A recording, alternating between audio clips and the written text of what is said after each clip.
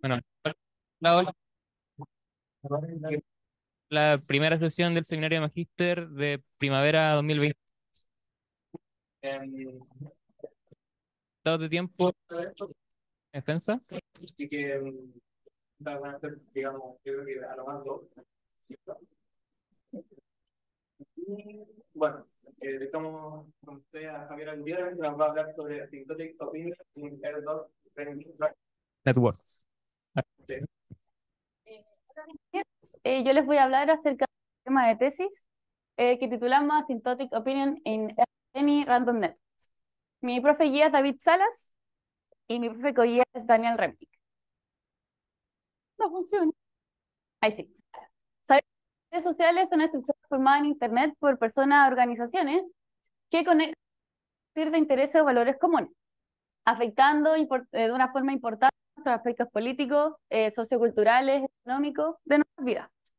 Y el proceso mediante el cual las ideas se propagan a través de una red puede ser considerado como un juego de interacción, donde cada agente adquiere información de un conjunto específico de agentes en círculos cercanos, de sus amistades, por ejemplo, y ajusta su comportamiento con el fin de maximizar algún beneficio. Pensemos en a los que seguimos en Instagram, por ejemplo. Y en el trabajo de tesis estamos interesados en comprender dentro de una red y generar herramientas necesarias para poder trabajar con ella. Y yo, como que no corre. Ahí sí, ya. Contenidos, ¿qué vamos a ver? Vamos a ver preliminares, vamos a hablar un poco de lo que es grafos aleatorios, lo que son los modelos de dinámica, para luego hablar de nuestro objetivo principal. Vamos a proponer nuestro modelo y vamos a ver los resultados que hemos obtenido hasta ahora. Ya, con redes sociales. Se mediante grafos donde la persona es un, en este dibujito de ahí, esa es una persona, no de ahí, la una arista, y coma J significa que la persona I sigue a la persona J. Para la primera parte de nuestro trabajo vamos a considerar solo los grafos dirigidos, ¿ya? Porque también podemos modelar grafos aleatorios no dirigidos. En este caso, la primera etapa va a ser dirigido. Entonces, si la arista E, I, J existe, no necesariamente va a existir la arista J, I. No necesariamente porque yo siga a Taylor Swift, me va a seguir Taylor Swift a mí. ¿Okay? Oh, ya, ¿qué es un grafo aleatorio? Un grafo aleatorio es un tipo de grafo que se genera aleatoria siguiendo ciertas distribuciones de probabilidad. En otras palabras, un grafo aleatorio tiene partiendo con n nodos y conectando a ellos con aristas, de manera aleatoria. Hay diferentes modelos de grafo aleatorio que usan diferentes distribuciones de probabilidad. Y aquí hay tres: Erdős-Rényi, Barabasi-Albert y Watt-Strogas. Cada uno se puede utilizar para diferentes cosas, y en nuestro caso, Erdős-Rényi. Matemáticamente hablando, ¿qué es? Para cada n de los naturales, vamos a denotar que es el conjunto de todos los grafos aleatorios simples. Un grafo aleatorio simple, no existen loops. Eso quiere decir que no existe la arista que se siga a sí misma. No me puedo seguir a mí misma. Tengo aristas paralelas. No puedo seguir más de una vez. Y vamos a tomar un P entre 0 y 1. Vamos a considerar el espacio de probabilidad como a continuación, donde la medida de probabilidad es la que se ve ahí. De cada arista. Entonces, ¿qué vamos a hacer? Cada arista tiene una probabilidad. Eso quiere decir, si existe la arista I, J, es independiente de la arista J, K. Y aquí un ejemplo, la probabilidad de generar un grafo con n nodos y m aristas se ve como a continuación, una binomial. Y es en el caso de grafo no, o sea, no dirigido. En cambio, no dirigido vamos a tener más aristas, por lo tanto tenemos n por n-1 menos. Ya, hemos hablado de una red y la opinión, cómo se va a ir moviendo durante la red. Entonces hay modelos, long plan, y hay diferentes maneras de hacerlo. Para ello vamos a definir que un grafo, cualquiera aleatorio, para cada nodo i se define un alfa i, que es la opinión intrínseca. Define la función w, que es una función de peso. Le vamos a dar peso a la distancia para mí de seguir a una persona. Y hay dos modelos, el modelo de Groth y el Frenkel y Johnson. Si notamos, aquí estoy modelando la persona en el momento más uno, y lo que nos importa es lo siguiente: tengo mi opinión en el momento anterior más un promedio con un factor del resto. ¿Sí? Eso quiere decir que mi opinión, modificando en el tiempo, según la opinión del resto de las personas que yo sigo. Por ejemplo, en Twitter, voy generando ideas, cambiando de opinión según alguna opinión que vi en Twitter, por ejemplo, o en X. Franklin y Johnson es lo mismo, solamente que hay una diferencia que parte con mi opinión del momento inicial. No considera T, sino que el momento inicial. ¿Y cuál es el objetivo de mi tesis en general? El objetivo principal de este trabajo es comprender el comportamiento sintótico en tamaño, es decir, vamos a hacer que el grafo sea lo más grande posible de la evolución límite en tiempo de la opinión. ¿Ya? Vamos a ver la de la red en el tiempo y generar herramientas para aprovechar de manera correcta el valor esperado de esto. ¿Ya? Vamos a sacar la esperanza de la opinión límite. ¿Sobre qué modelo? Primero vamos a crear una función auxiliar que vamos a llamar f sub i, es decir, depende de cada nodo. En verdad es como una variable aleatoria, si se dan cuenta, porque es que es un grafo aleatorio. No, partido por el grado de los nodos salientes, recuerden que estamos trabajando con grafos dirigidos. Si es igual a 0, lo vamos a llamar igual a 0 para que no se nos indetermine. Por lo tanto, de la siguiente manera. Nos damos cuenta, es una variación de Frank-Johnson porque estamos considerando la función peso igual a 1. De que aquí abajo sería la misma cantidad de nodos a los que yo estoy conectado, si estoy igual al nodo A1, y aquí desaparece este 1 que está aquí. Y solamente nos sobrevive la cantidad de nodos a los que yo sigo. Ya es como variación de Frank.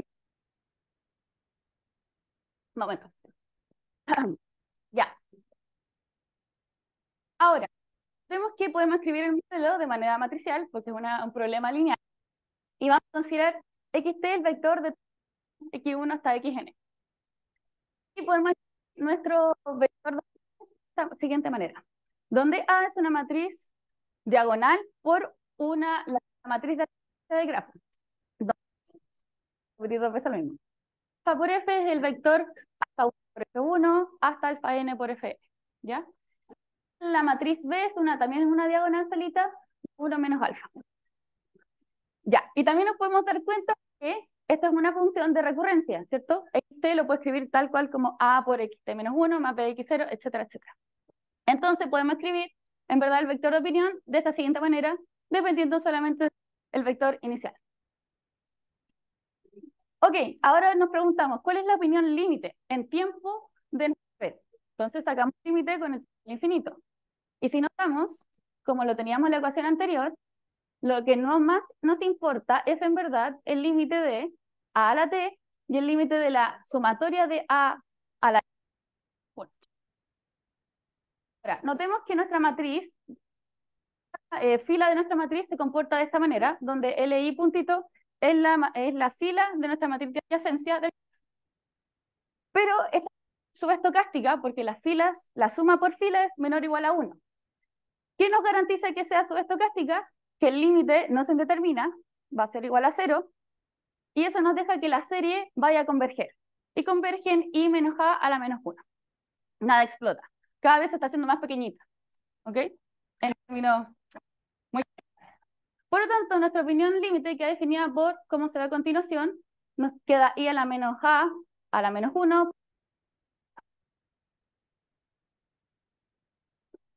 Ok. El objetivo principal era saber el valor esperado de la opinión límite de la red. Es que en verdad quisiéramos conocer esto que está aquí. Pero la esperanza de una matriz inversa es complicado.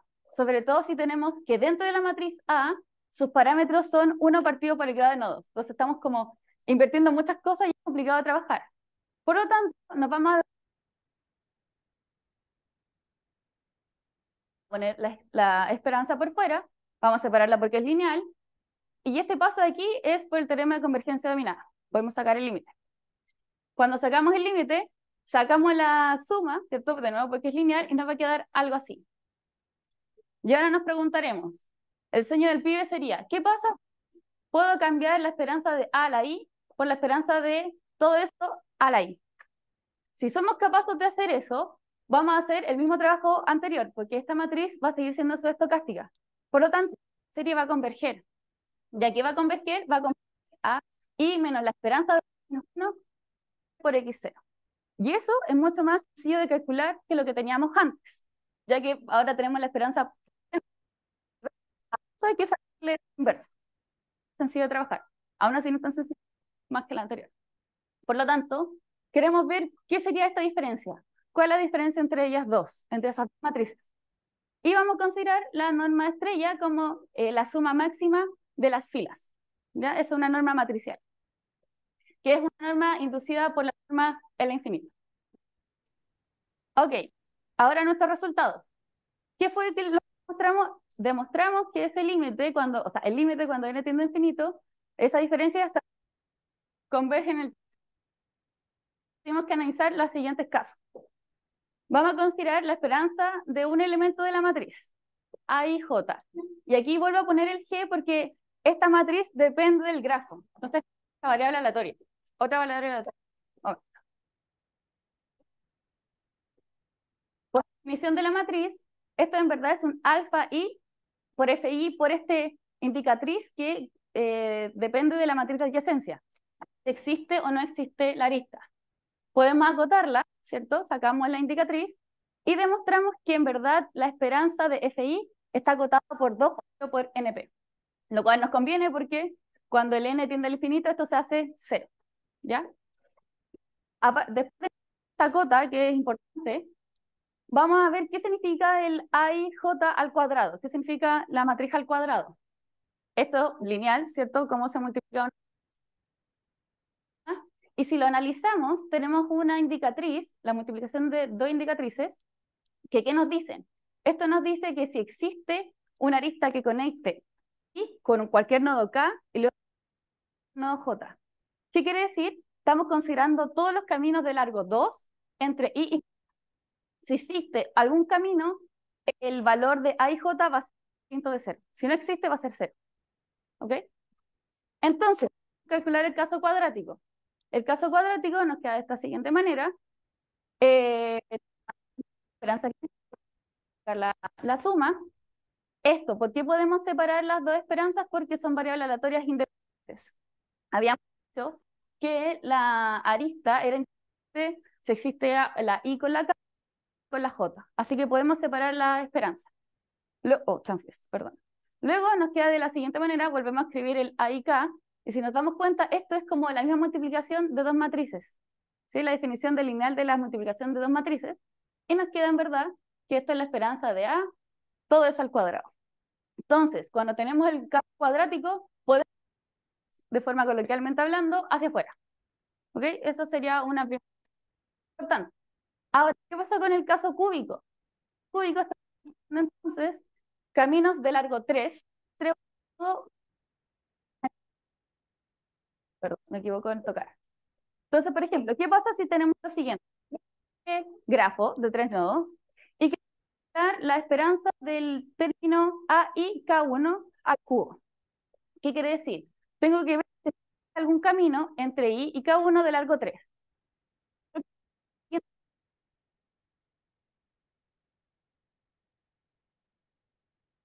Va a salir un repetido, un FI al cuadrado. Y este FI al cuadrado ya en la esperanza de FI por la esperanza de FI, la misma variable aleatoria. Puedo separar el FI al cuadrado del FK1, pero no entre ellas mismas. Entonces, aquí creamos nuestro lema, que la esperanza del FI a la M está acotada por M más 1 factorial partido por N a la M por P. Lo cual también es cool porque cuando tiramos en el infinito, se nos va a hacer 0. En resumen, la información que encontramos, pudimos demostrar que el límite, y no voy a hacer la demostración porque es larga, el límite es 0. Y esto es una parte súper importante para poder demostrar que en verdad esta era la esperanza de la opinión límite en el tiempo, y esta es la nueva forma de escribirlo. Cuando n tiende al infinito, esta diferencia se hace 0. Eso quiere decir que puedo utilizar la otra definición de la esperanza de la opinión límite, que es mucho más sencilla de demostrar. Esto lo hicimos con los grafos dirigidos, y ahora estamos en una segunda etapa para poder hacer lo mismo en grafos no dirigidos, y ahí es más complicado porque nos damos cuenta la no vamos a poder separarlas porque van a depender una de la otra. Que exista la arista no va a ser que el grado de cada nodo. Ya van a ser dependientes. Por tanto, ya tengo forma de cómo hacerlo, así que en eso. Muchas gracias.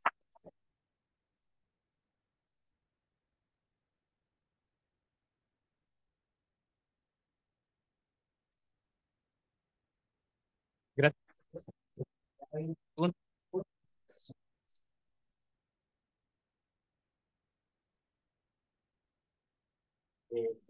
Hola, amigos. Por la, Gracias, amigo. yo, Ujú. eh, lo de cada usuario o O sea, en el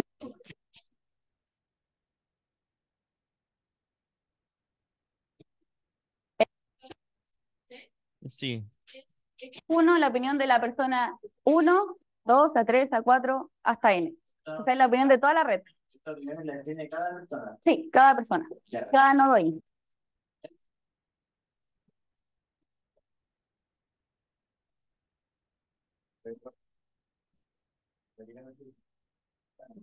Pero gracias. Por su entretenido, estoy seguro que lo que está diciendo. Eh, Al final lo que probaste es que como que cuando los grafos están como muy grandes, pues como calcular Podéis como, exacto, podéis calcular de mejor manera de la opinión libre. Ya. Creo una forma de escribirlo de mejor manera. Súper. Idea de más o menos qué tan rápido convierte en N. O sea, si es que necesitáis N muy gigantes para como relacionalmente. Es polinomial, yo diría. Entonces puede que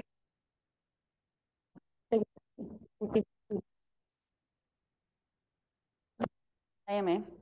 Entonces se hace bonito. Igual depende del valor de P. Si lo hace muy grande, si lo hace más chico. Pero no está lento. Bacán. Y creo que todas las generan como con la misma Con la misma probabilidad. te quedamos la que más tienes que hacer que ¿En qué? Este es otro, como después de que demostremos en el caso no dirigido, es otro tema que nos gustaría como tocar. La solución sería tomar, vaya a poder acotar y vaya a poder hacer lo mismo siempre.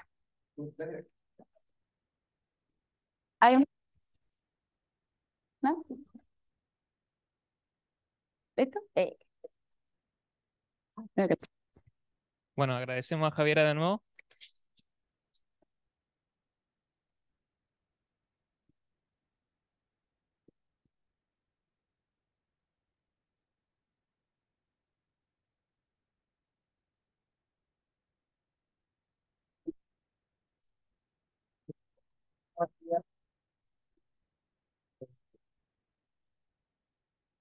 Un rato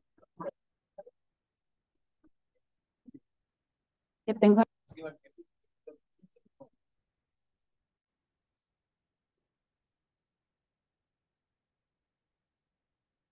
Está bien. Yo me estaba llevando me estaba llevando esto. Ah, bueno, no sé cómo.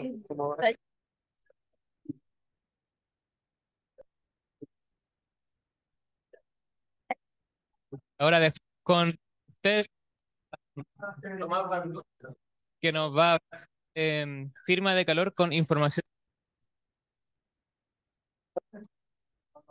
Les voy a presentar sobre mi trabajo de tesis. Este es un trabajo en anatomía cardíaca, firma de calor con información fibrótica. La idea es caracterizar fibrilaciones auriculares sobre dominios cardíacos usando calor. Bueno, de contenidos, les voy a dar una breve introducción como de contexto de qué es el tipo de problema que estamos abordando en la tesis. Voy a hablar de la firma del núcleo de calor, que es lo que motiva un poquito el trabajo de lo que estamos haciendo, lo que se propone en el trabajo de tesis, que es la firma de núcleo de calor con información fibrótica, y después experimentos y resultados, que es lo que se lleva hasta ahora. Como introducción, bueno, ¿qué es la fibrilación auricular?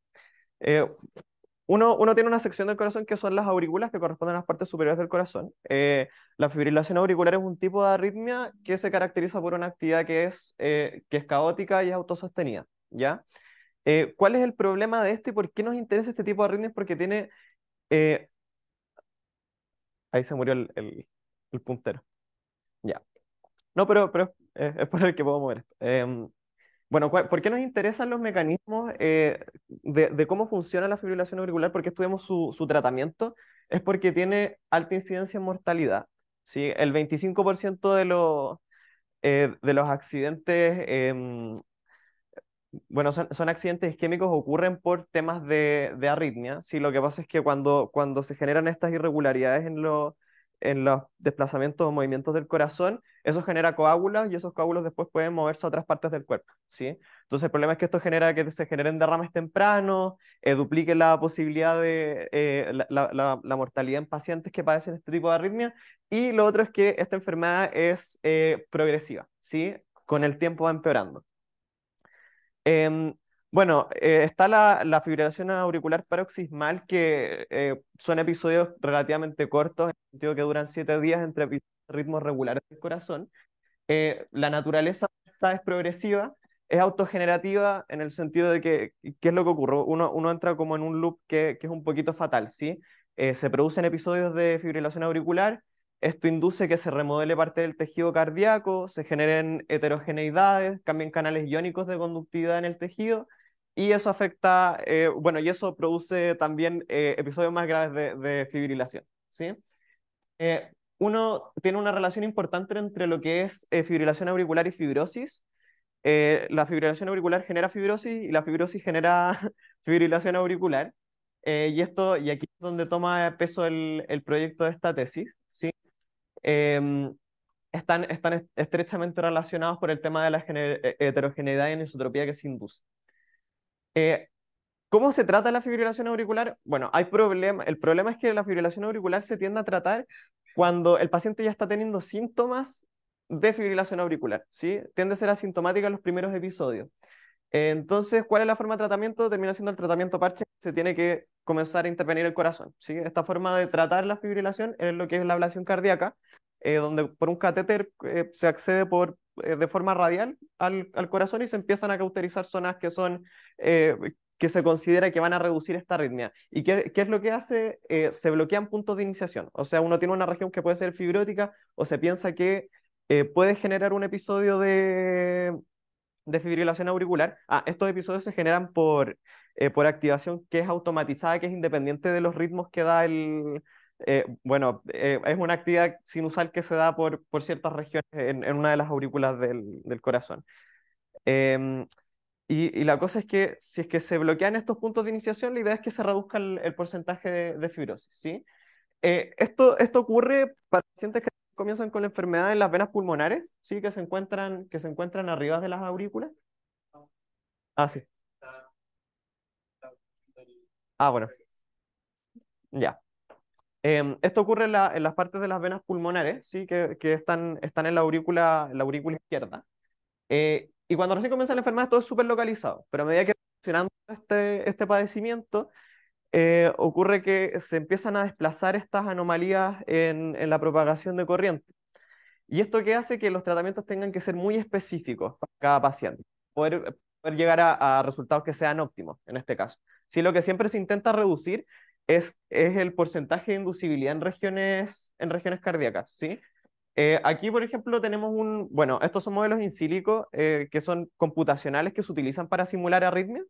Uno tiene una geometría y uno tiene unas ecuaciones y al final uno empieza a estimular determinados puntos y la gracia es que si esos puntos logran generar una arritmia, se consideran puntos inducibles, ¿sí? Entonces uno tiene un modelo original y se evalúan distintas estrategias de ablación, ¿sí? Lo que aparece aquí en morado rosado son tipos de ablación. Esta es una ablación de venas pulmonares y este venas pulmonares más este cierre que es de box posterior, se llama, ¿sí? Y la idea es que se generan todas estas estrategias y se busca el mínimo, ¿sí? ¿Cuál es la superficie mínima que se genera por cierta estrategia de ablación? Ahí, gracias. Bueno, y aquí está lo que estaba explicándoles, que cuando se estimula un punto y se termina regulando el- las irregularidades cardíacas de la propagación cardíaca, no se considera un punto inducible y cuando esto ocurre y es autosostenido, se considera un punto inducible de arritmia. ¿Qué es lo que hace? ¿Cómo incorporamos el núcleo de calor? Nosotros Bueno, voy a dar esta idea más que nada como preámbulo, ¿sí? Porque la gracia es que queremos, uno tiene una geometría y quiere ver cómo caracterizar esa geometría de forma general, ¿sí? ¿Qué hacemos con esto? Usamos el núcleo de calor, ¿sí? Que es la solución fundamental de la ecuación de calor. Conceptualmente esto es pinchar un objeto con algo muy caliente, también una gota de tinta difundiéndose en un vasito con agua.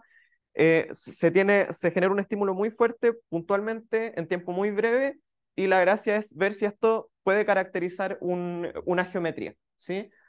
Bueno, la solución fundamental induce soluciones a problemas de valores iniciales, ¿sí? Esa es la idea. Bueno, aquí, clásico Homero, la gente que está en EDP ya lo vio.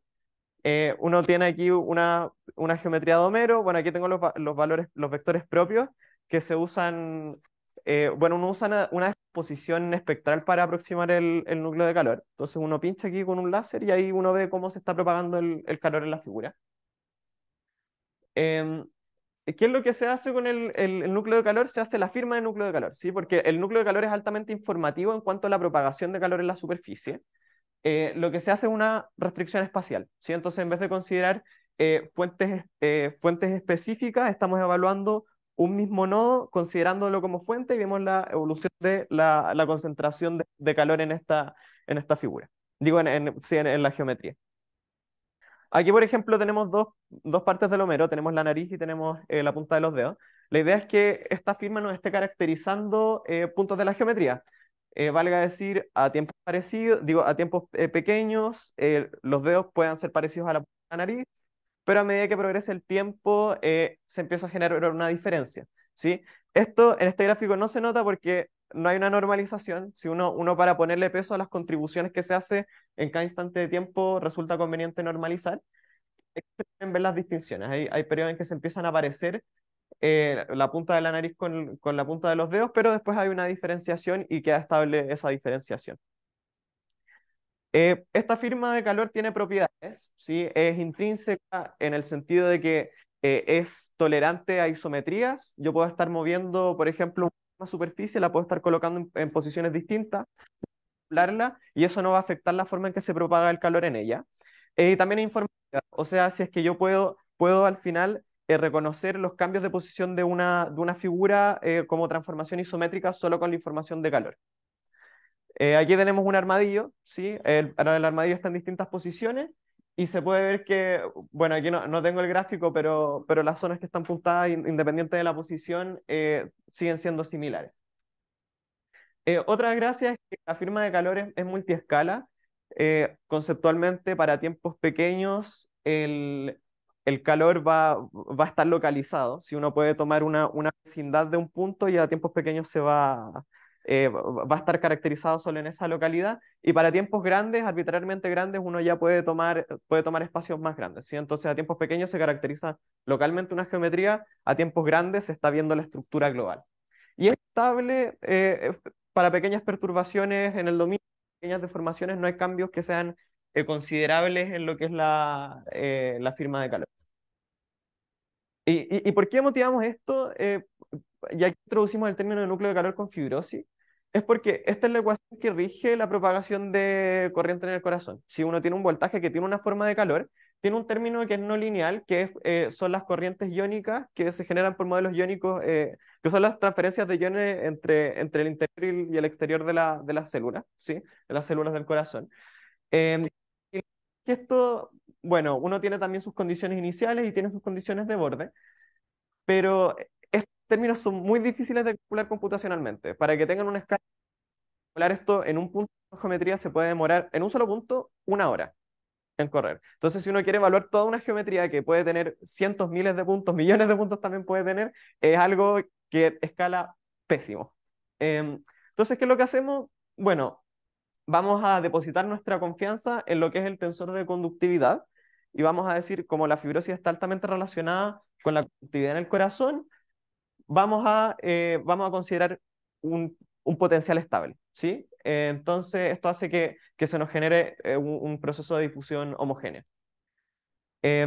Como digo, aquí uno tiene, tiene este tensor. La gracia de este tensor es que va a codificar la información que necesitamos para caracterizar una arritmia, una potencial arritmia. Eh, de similar forma, consideramos la anisotropía ahora y vamos a calcular el núcleo de calor asociado al operador que va a ser ahora anisotrópico, no va a ser homogéneo. En el caso del núcleo de calor, solo con Laplaciano se tiene una difusión homogénea. Ahora va a depender de direcciones, de información de fibras del corazón, de anomalías que sean de la geometría, etcétera. Sí, entonces consideramos la misma restricción. Como experimento de resultados, bueno, trabajo con una simple geometría auricular, ¿sí? También es un poquito complicado conseguirse geometrías cardíacas. Estas van a tener solo información fibrótica, ¿sí? Van a tener solo los puntos de fibrosis. Son geometrías relativamente grandes, o sea, son 700.000 nodos, y se resuelve el problema, bueno, como se tiene el núcleo de calor con una descomposición espectral, se resuelve al final el problema de valores propios del Laplaciano, y en este caso operador de divergencia que es anisotrópico, que es un operador de difusión. Se resuelve con Hexadra. Aquí tenemos tres casos tres escenarios fibróticos. Uno es moderado, ¿sí? Está como el 50% de la superficie de la aurícula con fibrosis. Y otros dos que son severos, cubren el 70% de la geometría cardíaca. Em, y claro, estos ya deberían empezar a ponerle más peso a las irregularidades en propagación de corriente. Bueno, por cada modelo fibrótico se consideraron dos escenarios de ablación, en realidad tres. Uno es sin ablación, otro es con ablación de aislamiento de venas pulmonares y el otro es venas pulmonares más posterior. ¿Qué es lo que consideramos entonces? Vamos a considerar en este caso un caso particular porque se tenía solo información fibrótica. Se considera el parche fibrótico bajo actividad en el resto del miocardio. Todo se evalúa en 50 pasos de tiempo y se toma para la normalización, dado que queremos hacer comparaciones entre distintas estrategias de ablación, uno tiene que tomar para la normalización un modelo de referencia, que en este caso el modelo de referencia es el modelo que no tiene ablación, sí es el modelo libre. Aquí tenemos, por ejemplo, una simulación de aurículas. Eh, la gracia, bueno, cuando uno ve esto no resulta ser tan informativo, eh, se vuelve más informativo cuando uno agrega una estrategia de ablación. Aquí se puede ver que a tiempos pequeños la estrategia de ablación empieza a acumular el calor y lo que está haciendo al final es un efecto de barrera. Entonces lo que terminamos codificando es este efecto de barrera que hace el procedimiento de este tipo de tratamiento. Lo mismo ocurre con Vox posterior también agregado a PBI. Lo que hace también es acumulación, ya que es una acumulación más potente de lo que sería la propagación, digo, lo que sería la propagación de una arritmia. Con esto se compararon con 100 muestras por cada tipo de modelo, se tenían al final nueve combinaciones de casos fibróticos y de ablación, cada uno con 900 muestras, son difíciles de simular, son costosas, así que no se tienen tantas. Así que se optó por usar clasificadores sencillos de aprendizaje de máquina y se emplearon metodologías de Leave One Out, pero por caso. Valga decir, si es que yo tengo 9 modelos, entreno con 8 y predigo uno. ¿Sí? Entonces se tiene entrenamiento de tamaño 800 versus 100. Lo que se hizo, bueno, aquí se tienen los 9 escenarios fibróticos, se compararon con un clasificador, como esto es algo rápido, es un tipo de caracterización rápida, y los puntos también son en la misma geometría, así que son parecidos, se compara con un clasificador que sigue el voto de la mayoría, ¿sí? Entonces, eh, lo que sucede aquí, bueno, es que para pocas muestras de entrenamiento no mejora tanto versus el voto de la mayoría, y eso igual tiene una gracia, significa que la firma al final está aprendiendo cosas, ¿sí? No está memorizándose los resultados, ¿sí? Entonces, dado que es consistente y esperable. El mejor clasificador fue el de bosques aleatorios y se tenían precisiones del 76 al 96%, que en realidad para métodos que hay actualmente es muy, muy bueno, ¿sí? En general se tiende a llegar como a precisiones máximas del 76% por temas de superficie. Bueno, lo otro también es que el núcleo de calor con información fibrótica puede predecir bien lo que es la superficie inducible, ¿sí? ¿Qué superficie del corazón puede generar o es potencial candidato a generar fibrilación. ¿Sí? Esto versus del voto de la mayoría se mantenía relativamente constante, pero versus lo que eran los datos reales y esta firma de calor, se obtuvieron porcentajes bien parecidos a lo que era la superficie invisible original. ¿Sí? Entonces, bueno, como conclusión y trabajo futuro, lo que se va a hacer ahora y es lo que estoy haciendo ahora es, bueno, conclusión es que se tiene un método que caracteriza la fibrilación auricular, al menos para este tipo de simetrías, y solo con información fibrótica, se considerará anisotropía todavía. Esto es caso heterogéneo. Los clasificadores que son usuales de aprendizaje de máquinas tienen alto desempeño en la predicción. Se puede estimar satisfactoriamente la superficie inducible, sí, para distintas estrategias de ablación. Y la gracia de esto es que se puede reusar información. Así que la gracia va a ser, luego de entrenar, dispensar de lo que sería tener que simular el modelo de monodominio para poder predecir arritmia. Lo que estoy haciendo ahora en la tesis es, bueno, estoy probando con más geometrías, antes se tenían 900 puntos, ahora la idea es pasar ya a 10.000 puntos. Se están probando con más geometrías cardíacas. Ahora se quiere incorporar la información de las fibras para, bueno, el corazón tiene direcciones de fibras musculares que es donde se propaga por donde se propaga la corriente y esto como que ya afecta como la orientación hacia donde se está moviendo el pulso de corriente. Y lo otro es que se va a incorporar también otra sección que es el fascículo de Bachmann, que en la geometría cardíaca tiene más conductividad con respecto al resto de la superficie del miocardio. Y estudiar ya, en vez de usar aprendizaje máquinas regular, shallow, es pasar a cosas más de aprendizaje profundo. Y para parte teórica, ya eso sería el último semestre, es ver qué tanto se recupera el tensor de conductividad a esta restricción espacial que hace la firma fibrótica. Sí, porque pasamos de información de puntos XY a puntos XX. Entonces, no sabemos si esto nos permite conservar toda la información del tensor de conductividad, que al final en ese depositamos esta idea de que esto está codificando al final la posibilidad de generarse una red. ¿Sí? Entonces, es probar esta capacidad informática. Sí. Y esa sería mi presentación.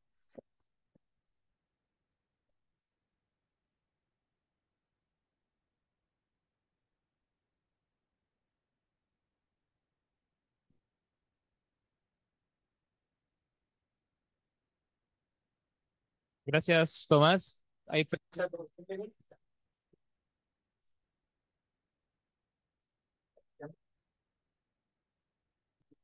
Hola, Tomás, gracias por la presentación. Gracias. Tenía que cuando dejaste Ujú. como ahí, bueno, yo lo veo como que uno al final hace una tabla. Sí, Y uno usa estos parámetros para clasificar. sí. Y esta tabla, como ¿cuántas columnas tendría entonces? Serían 50. 50 columnas. Sí, Ya. sí.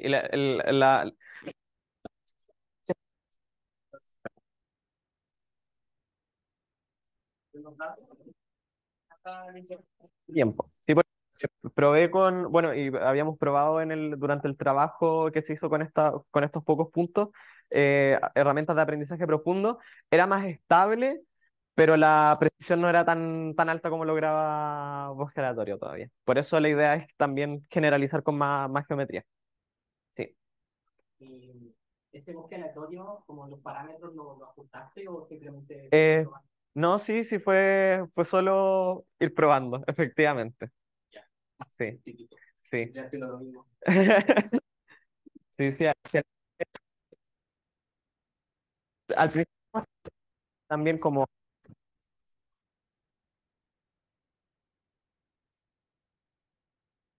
indicadores y era puntos las más activas. Entonces, el clásico no se estaba poniendo muy bien cuando tratábamos, em, por ejemplo, menos de los 800 datos, como que ya un poquito parecía que los estaba memorizando. Bueno, y con la mayoría porque se parece, como que se ve en un punto que están bien parejitos, ¿sí? Em, bueno, en la presentación y ahora una hora de quedan 10 minutos, ya, así que es como un speed up súper bueno que se tiene actualmente.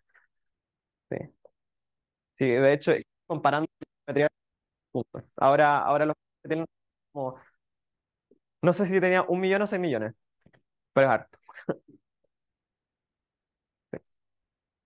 Ya.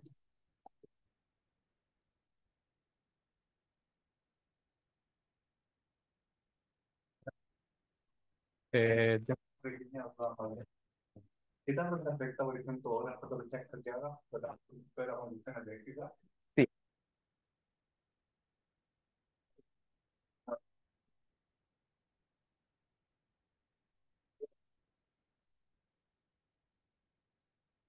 Remodelación cardíaca es más. Cuando- no sé, cuando considera cómo está afectando eso, hacer pequeños respecto a lo que genera el cáncer fibrosis. ¿Sí? Y lo otro es remodelación de los canales, pero aquí el modelo estamos eliminando el mismo tránsito de iones, como estamos considerando un potencial estado que no se está incorporando en el modelo.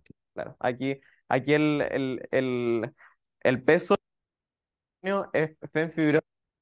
Y después de agregar fibras, no debería ser tanta la diferencia respecto a la fibra. Puede que cuando lo simulemos sea despreciable versus solo considerar información fibrótica, pero igual eso puede ser bueno porque se tiene y se pueden obtener resultados adecuados. ¿Eh? Lo otro es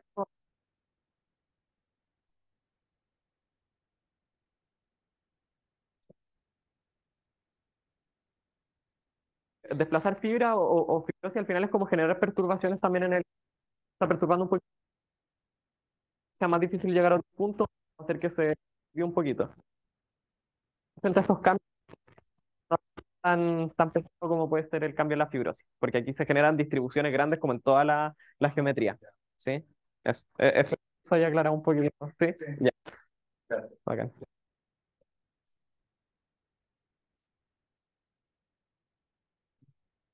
Agradecemos a Tomás.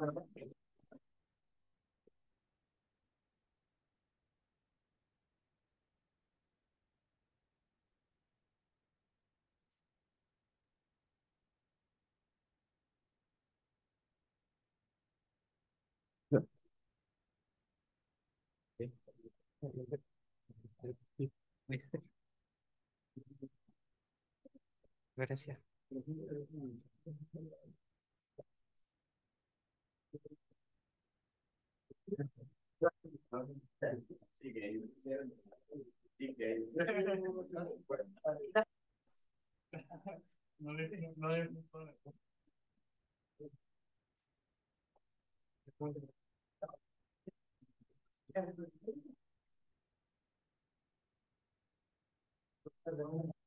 Vamos con la última presentación que nos va a hablar sobre implementación de máquinas con información física para Relación de pensamiento estático.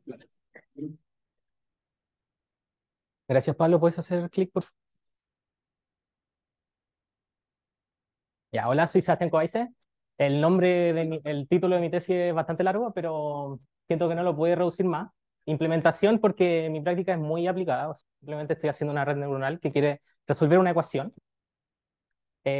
¿Cómo lo hago? Con métodos de aprendizaje de máquina, o sea, una red neuronal. Información física, porque va a haber una PDE de por medio, ¿sí? Una PDE elástica, porque los movimientos, bueno, eh, deslizamiento cuasi estático en fallas, porque hay un contexto geofísico. Aquí estoy intentando modelar el movimiento entre dos fallas, ¿sí? En placas tectónicas. Y luego la idea es aplicarlo aquí en el contexto de las placas de Chile. Es cuasi estático porque, bueno, es una ecuación estática, no hay tiempo, pero es cuasi porque como estamos hablando de desplazamiento, va a haber un antes y un después. Entonces ahí hay como un cambio de tiempo. Pero al ver la ecuación, va a ser un campo vectorial que no va a depender del tiempo. No puedo cambiar. Gracias. Bueno, quería introducir el concepto de redes neuronales y de pins porque lo encuentro bacán y siento que se ve poco en el DIM. Entonces, ¿qué es una red neuronal? la manera más básica de verlo es que una función, ¿sí? Aquí, por, por más que haya puntitos que estén, ¿no? Así como que simulemos las neuronas, aquí uno tiene un input, o sea, lo que recibe la función, uno tiene unos parámetros que quiere encontrar y luego tenemos lo que entrega la función. Entonces, mientras más simple sea esta arquitectura, se puede generalizar a más casos. O sea, esto se puede servir para clasificación, para procesamiento del lenguaje natural. Las aplicaciones son infinitas. Bueno, finitas. Eh, Son muchas, sí. Bueno, la idea es que aquí uno parte con estos números y que uno hace una serie de cálculos a través de todos los nodos y llega a los mismos cálculos, ¿ok? Y aquí, por ejemplo, en el ejemplo de clasificación de imágenes, este input puede ser la codificación de una imagen. O sea, uno tiene una imagen, uno la discretiza, tiene el valor de los colores en cada punto, esto puede ser la imagen, y el output puede ser con la probabilidad de que sea un gato entre 0 y 1. Puros números. Este mismo contexto, puede aplicar para resolver ecuaciones diferenciales. Entonces, ¿cómo se hacen los cálculos? Bueno, hay que reducir a la unidad más básica de una red neuronal, que sería un perceptrón. Entonces, aquí veíamos que aquí tenemos 4 puntos y están a este punto. Eventualmente pueden haber líneas que no estén conectadas, pero si consideramos una red neuronal fully connected, vamos a considerar que todo está conectado con todo. Entonces, aquí recibo el input, por ejemplo, y quiero calcular el valor en este nodo. Bueno, lo que hago es una aplicación lineal, como tomo el primer input, multiplico un peso que quiero ajustar, lo sumo con este por este, más este por este, más este por este, y lo sumo todo. Entonces, es muy lineal el asunto, y si uno quiere después un comportamiento no lineal, que es el caso si uno quiere resolver una ecuación diferencial de segundo orden, uno a este valor le aplica función de activación. ¿Por qué se llama función de activación? Porque esto replica cómo funcionan las neuronas, que las neuronas cuando reciben un estímulo se activan. Entonces aquí pasa lo mismo, o sea, tengo un comportamiento lineal y luego lo comparo con una función de activación. Ya, ¿y qué funciones de activaciones hay? La idea, de nuevo, es que me den la no linealidad a la red neuronal. Y elecciones hay muchas. En mi caso, como yo algo que sea como súper no lineal, me interesa usar la sigmoide, que son exponenciales, y la tangente hiperbólica, que también son exponenciales. Porque las demás son lineales a trazos, como por pedazos. Bueno, esta está regularizada, pero es casi lineal. Y así que me estoy quedando con la sigmoide y la tangente hiperbólica. Pero elegir la función de activación no es trivial y depende de sus problemas. Entonces, si hace una red neuronal, jugar con la función de activación puede servir mucho.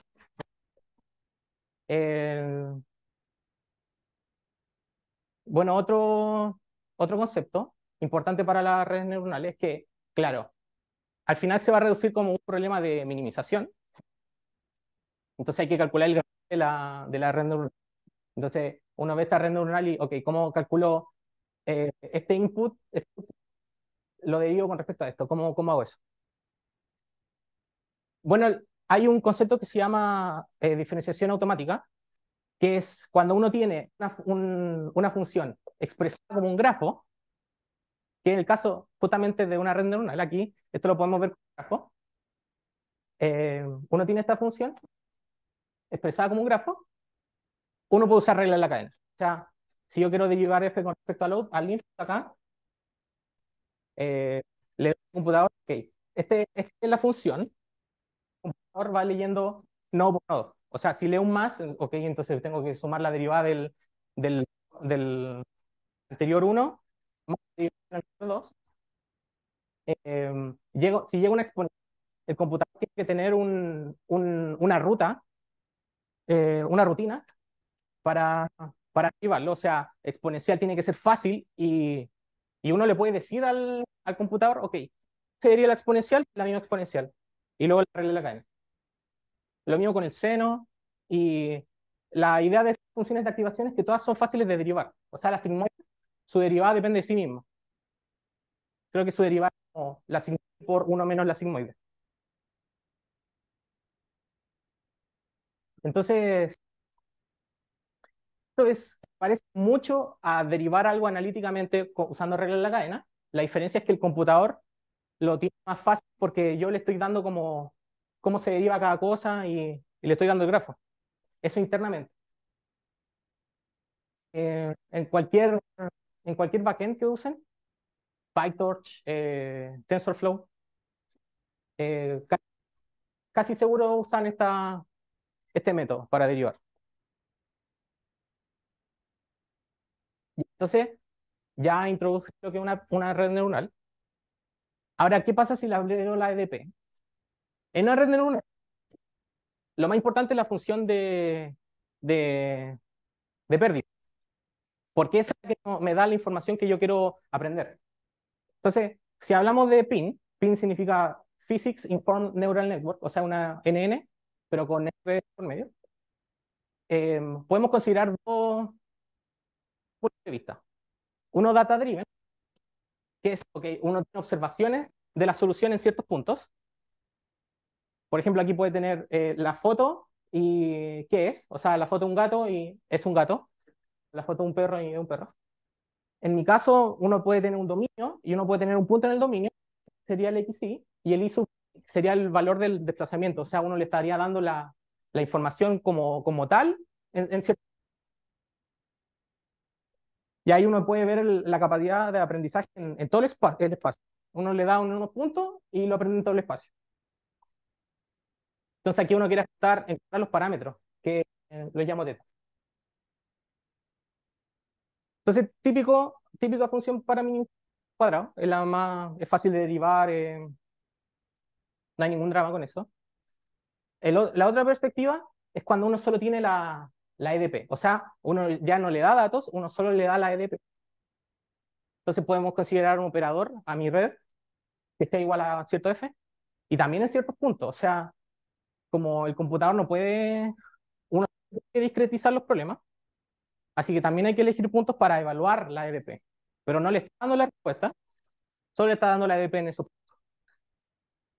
Y la función es la misma, o sea, el operador aplicado a mi red tiene que ser LF, el término de fuente en mi caso. Ya, entonces, ¿cuál es la ecuación que estoy trabajando? Esta es una ecuación de elasticidad lineal. ¿Cómo se deriva? Típico método físico, uno considera un volumen infinitesimal, deja las cosas al cuadrado se van y te queda algo lineal, y los físicos demuestran que funciona. Bueno, aquí aparece la tasa, porque este término almacena cierta información aquí estoy hablando de formaciones, almacena información en cuánto se comprime o cuánto se expande el volumen infinitesimal. Entonces, por eso aparece la tasa.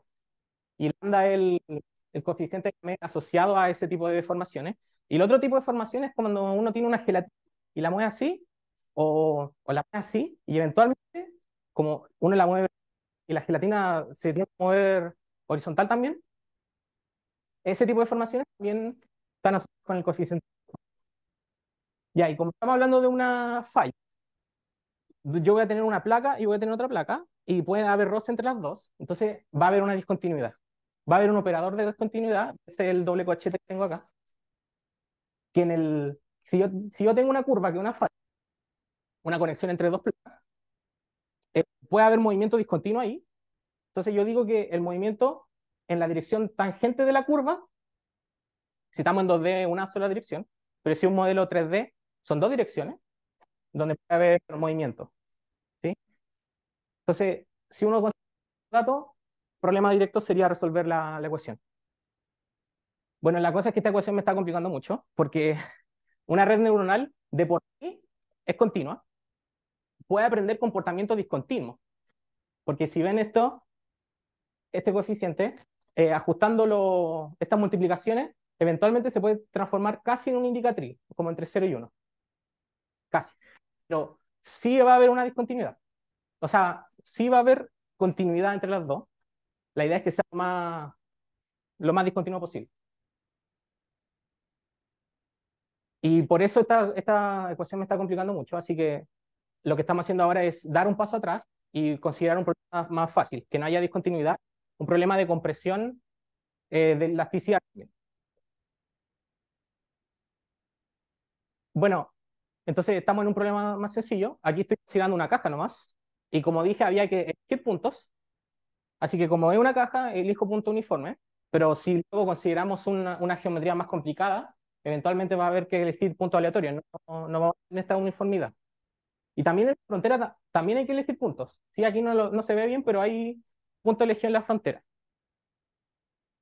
Y bueno, considero eh, Dirichlet abajo y arriba, y a los lados una condición Newman para la elasticidad, que es un poco distinta, porque ahora esta es la condición Newman, que claro, no es como el gradiente normal, es una matriz sigma normal. ¿Ya? Entonces eso simplemente, y lo validé con este problema.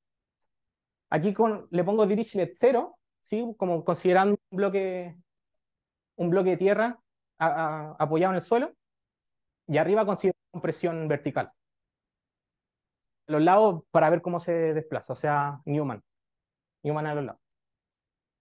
Ya, entonces aquí comparo mi solución con PIN versus con FEM y nos damos una palmadita en la espalda ¿sí? Y considero una red con 3 capas internas de 50 nodos cada una. Si uno quiere más precisión, uno va a tener que darle más nodo acá, y lo que va a tardar más tiempo, y ahí uno tiene que ver lo que uno quiere, como algo rápido o algo más preciso. Ahora, en tiempo, una PIN le gane a FEM, porque FEM se reduce en un problema lineal, ¿sí? Entonces, que una red neuronal aprenda más rápido que un problema lineal es difícil. ¿Sí? Así que en tiempo no voy a ganar. Lo que uno también puede hacer es restar las dos ecuaciones, ver los errores. Y uno puede ver que el error máximo se concentra en la esquina. Y tiene sentido, porque si está en la esquina, no tiene contexto de sus vecinos, solo contexto de estas direcciones. ¿Sí? Entonces, se podría decir esto, y por lo tanto ahí se concentra el error. Pero si tomamos el error promedio, me da 6%, que es súper aceptable para el contexto en el que estoy. Ahora, el otro problema que estoy considerando, pasamos a un problema inverso, que considera que mezcla estos dos puntos de vista. O sea, va a haber datos en ciertas zonas y también voy a tener la información física para ver cómo esto aplica a un problema inverso. Entonces aquí tengo mi dominio de nuevo una caja y sampleo puntos rojos aleatorios y puntos negros aleatorios. Los puntos rojos yo voy a considerar como un problema en donde yo conozco la solución en los puntos rojos y no la conozco en esta zona en la superficie. Y quiero recuperar la condición de borde en la superficie. Si es la misma compresión que tengo acá, quiero recuperarla con información parcial. Si este es un problema inverso que está planteado, porque aquí me falta información, o sea, yo no voy a tener un problema, una solución única. Me falta información aquí. Yo no tengo esta condición de borde. Entera se puede ver como una condición Dirichlet, ¿sí? Pero en vez de tenerla en toda la superficie, uno la tiene como de aquí para abajo. Y uno quiere recuperar la condición de borde en la frontera. Entonces uno entrena esto uso la misma capa, la misma serie de capas. Y aquí vemos un casi cero en la zona conocida, que es lo esperado. Y de aquí para arriba ya aparece rojo. Entonces uno ve el error relativo de nuevo es 6%. Uno ve la condición en la superficie recuperada. Y sí se recupera cierta información. O sea, hay error. Aquí la roja es la meta y los puntos es la pin. Sí se considera, sí hay información recuperada. O sea, se recupera que se comprime como de una forma en parábola, lo que le cuesta es aprender que aquí tiene que valer serio también. Y también se recupera es como cuánta energía yo aplico. Como la energía se traduce en compresión y eso se puede ver como el área bajo la curva entre las dos curvas, o sea, de las dos curvas. Ver que el área sí se parece porque aquí la área la curva negra tiene más. Entonces, lo que sí se recupera es, de alguna manera, es cuánto yo comprimo el objeto. Sí, aquí hay el primer ejemplo de problema inverso. Para planes futuros, seguir atacando el problema con falla, que es la meta. O sea, esta ecuación con esta discontinuidad es lo que quiero hacer. Entonces sigo atacando eso y tengo dos maneras de hacerlo. O sea, uno puede jugar mucho con las redes neuronales, porque aquí yo en vez de 2 parámetros en el output, podría considerar 4. Que los dos primeros sean, por ejemplo, si acá yo tengo una discontinuidad, que los dos primeros sean de la izquierda o los últimos sean del lado derecho. Entonces ahí yo podría modelar la discontinuidad. Y sigo probando como parámetros, que es lo que hay que ajustar al final.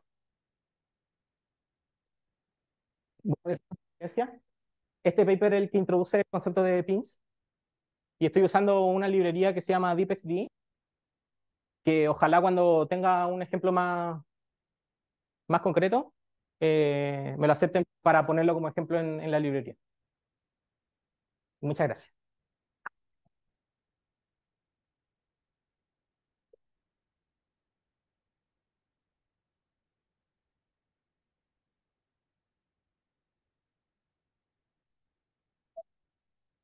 Hay preguntas.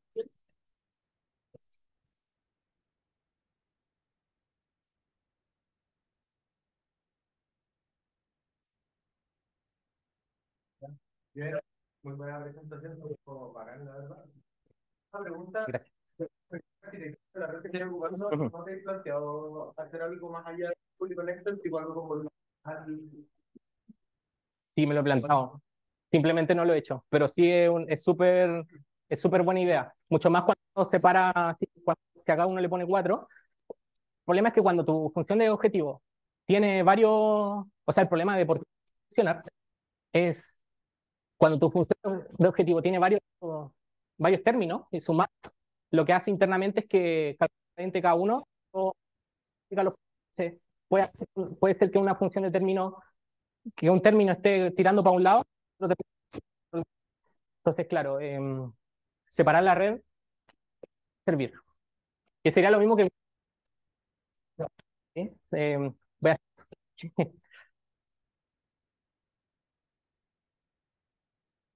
sí,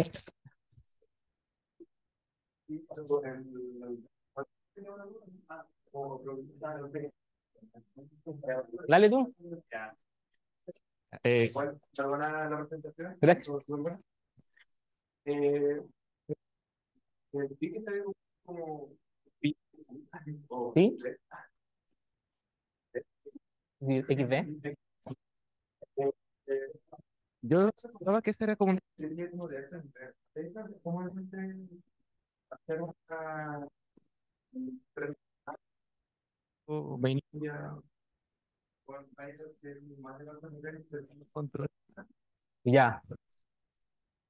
Eh, por temas de tiempo, optaría por seguir usando esta librería.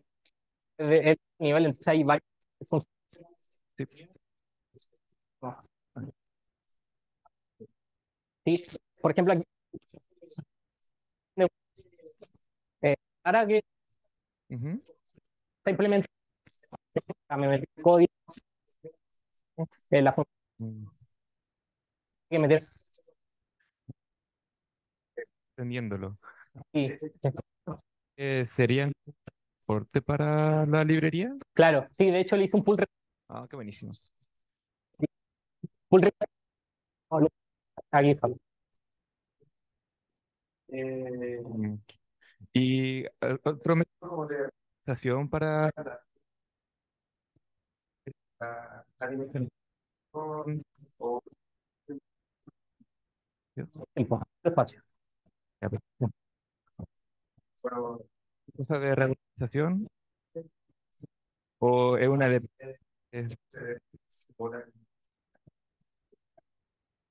Dona, como más que reorganización es normalización. ya? De los datos, porque tiene un problema inverso. ¿Son de datos reales o...? De momento simulado. Ah, Como que yo me doy la compresión. entiendo. Sí. Esta es la solución y esto es un problema y yo conozco el resultado. Ya.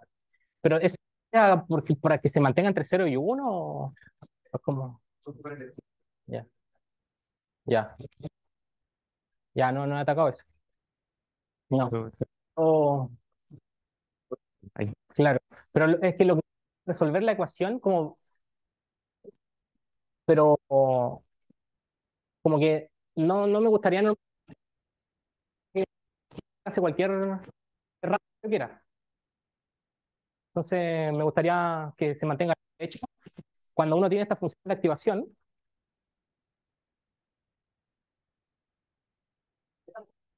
son todas cosas.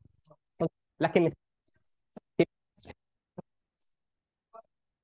si yo quiero que mi resultado sea no acotado, que no se mantenga entre menos y 1 y 1, eh, eh, lo que hago es que la función de activación en la última capa la dejo como la identidad. Entonces, justamente para no normalizar los datos, o sea, yo quiero que la función sea la EDP elástica.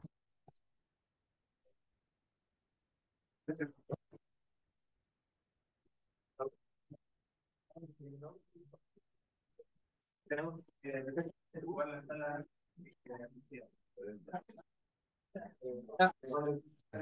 Compañero, muy buena compañía. Respecto a este problema que puede que haya una que tire para un lado y la que tire para otro, Sí. hay diferencias. No, no. Sí. Sí, o considerando. Espera, dijiste, no me suena para nada. No, si me explicar lo que es, me serviría demasiado. Darle cierta. Acá trata de botar una cantidad X de neuronas de forma como que es una distinta, como que este equipo tiene menos información, entonces como que este problema de que una neurona tire para uno y uno para otro, que entonces Puede claro. como que está, Mm, como que está, eh, que está como con tensiones. oh, no, eso no lo he atacado para nada. Lo voy gracias por su aporte.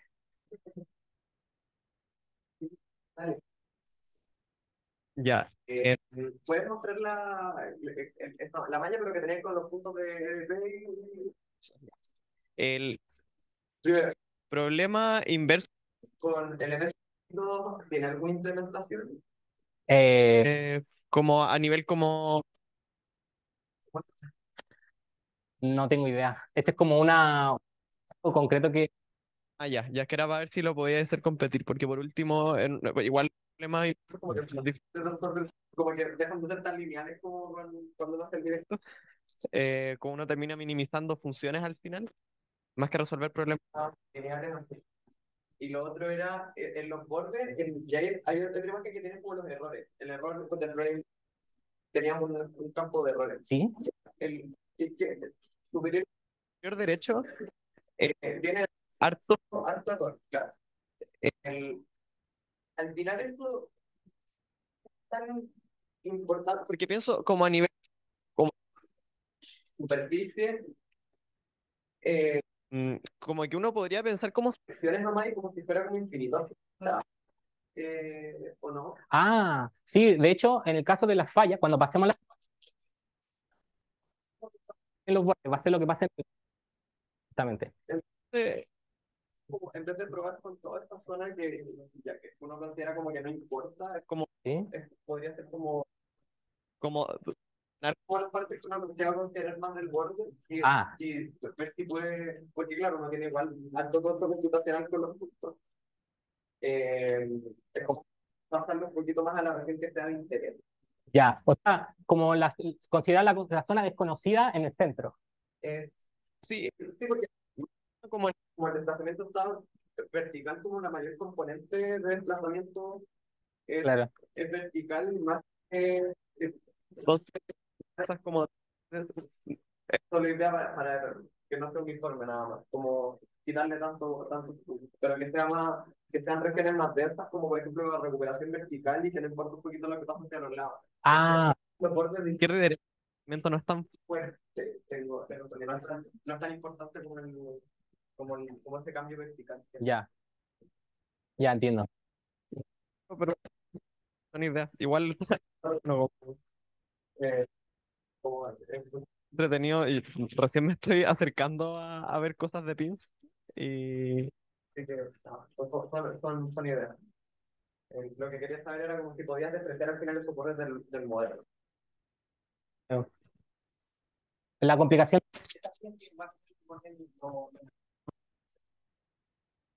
que no considere los bordes, no va a haber problema. Ya. Para esto,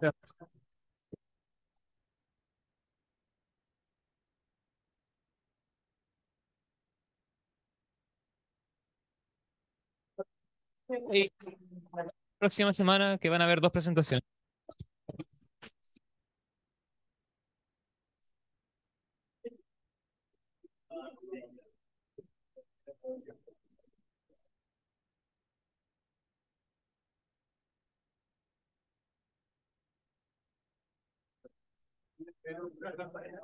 no sé,